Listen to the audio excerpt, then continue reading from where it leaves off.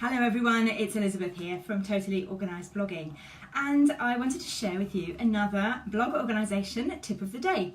Today I'm going to give you a tip for speeding up the time it takes to create content for your blog.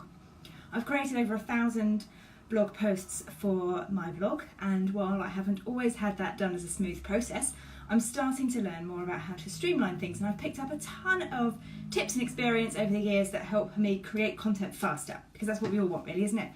More content, more quality content, but without it taking forever.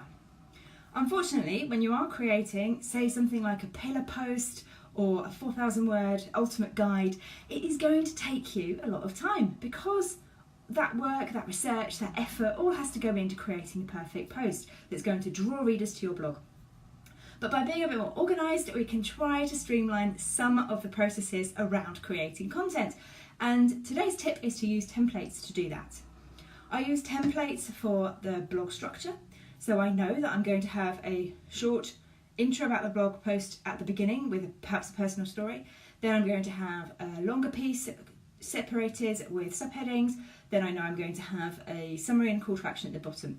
Really basic standard structure for blog posts. I have a different blog post structure for my roundup posts. I have a different one again for what I'm reading, so I will do like book reviews.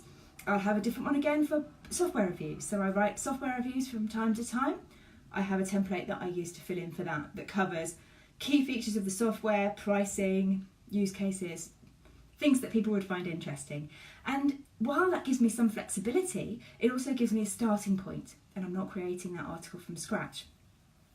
You can also use templates for your images. So I know a lot of bloggers use Canva. That's not a tool that I use. I use PicMonkey and DesignBold and some other tools as well. But I do have templates.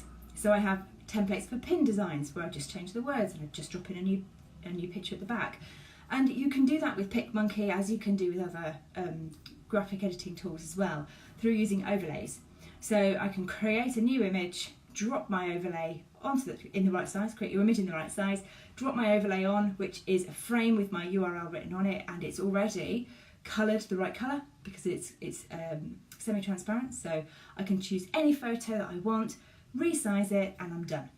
It makes it really quick to create anything that comes in a standard size that I want to have a standard look and feel. So for example, pins, blog header images, and quotes as well. So when I'm using quotes in my blog, I'll use a standard template to create quotes from people I've interviewed, for example. So using templates can really speed up some of the repetitive things that you do on your blog for content creation.